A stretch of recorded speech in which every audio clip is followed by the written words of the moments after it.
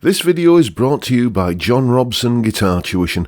If you enjoy the content, please consider supporting the channel by enrolling on a course, purchasing some guitar lessons or a t-shirt, or you can join my Patreon. Now, on with the show. Hello chaps, welcome once again to John Robson Guitar Tuition.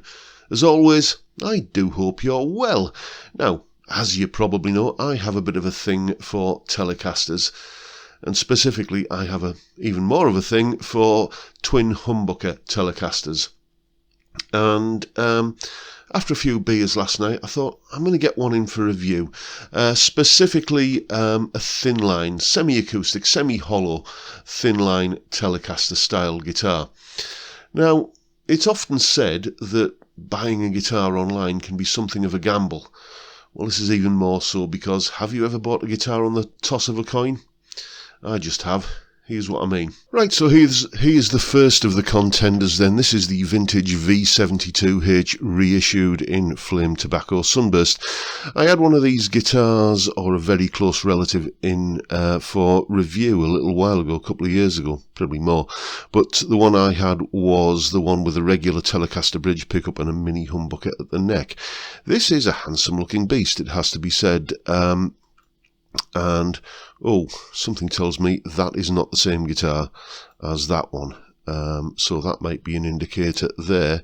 You can see that the maple top on this is nowhere near as nice as the maple top on this one. I doubt very much that is the same guitar, and that might be an indicator that when you order one of these, it might be a little bit of a gamble as to which of them you're going to, how good the top's going to be, basically. But as you can see, Wilkinson hardware and pickups. There we go. The usual sort of volume and tone controls. Nicely finished looking frets there.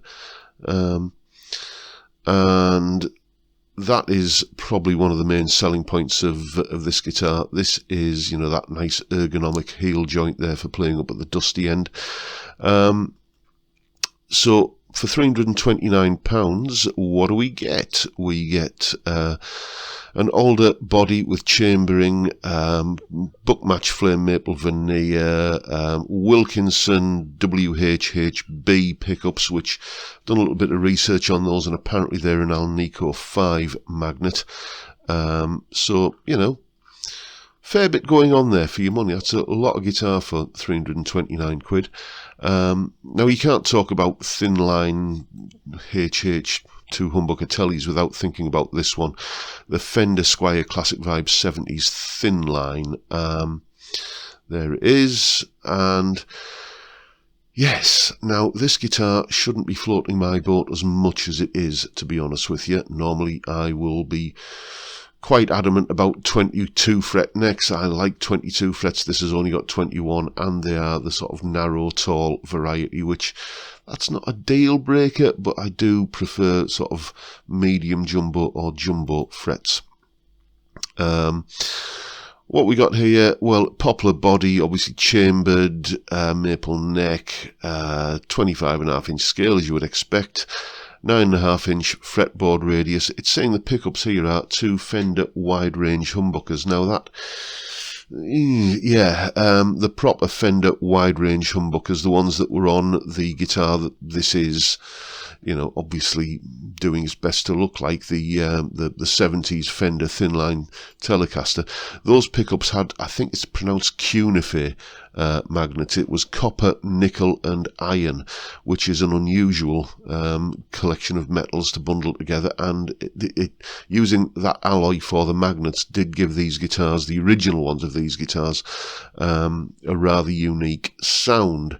I have heard that Fender have started using those magnets again in some of the, made in the USA guitars, but I doubt very much whether they're finding their way onto Squiers.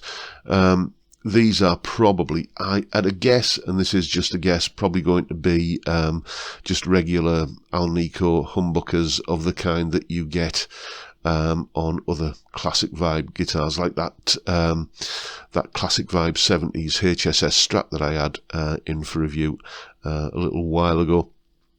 The other thing about these pickups is if you don't like them, then you're going to, it's more of a hassle to change them, because these pickups are considerably larger than regular humbucker, like regular sort of industry standard humbucker size. So if you want to put some different humbuckers into this guitar, you'd have to be shopping around for a pick guard that was cut for like regular humbucker size pickups as well.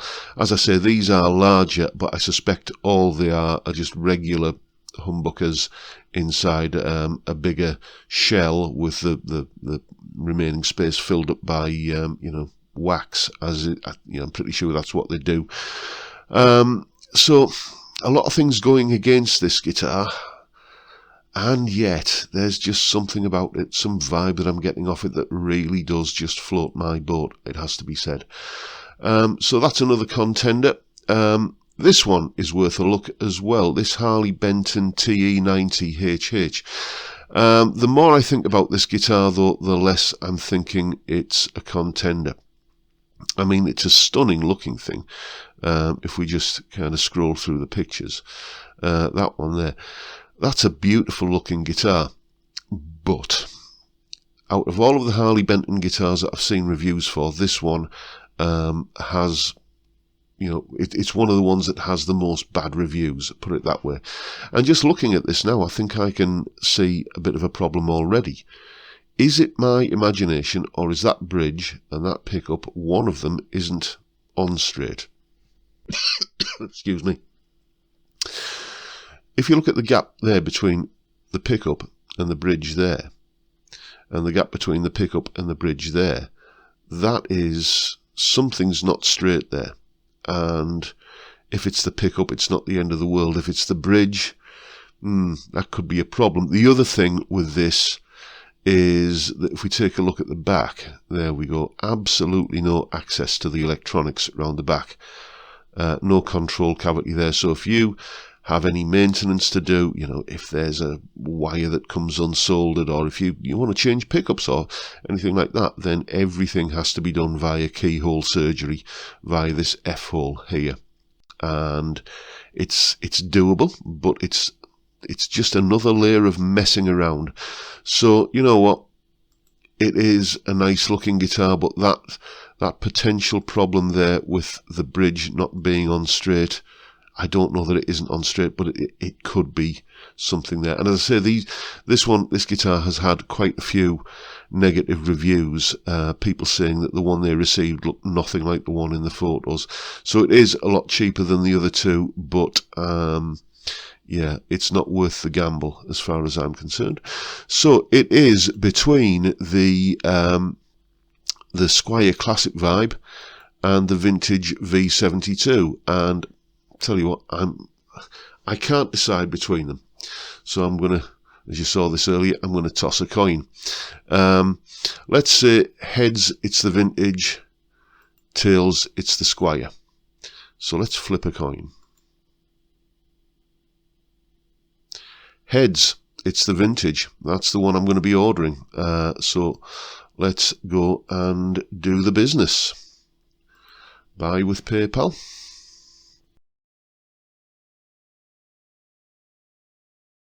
Okay, there we go. Thank you for placing your order with us. Your order has been received and will be processed shortly.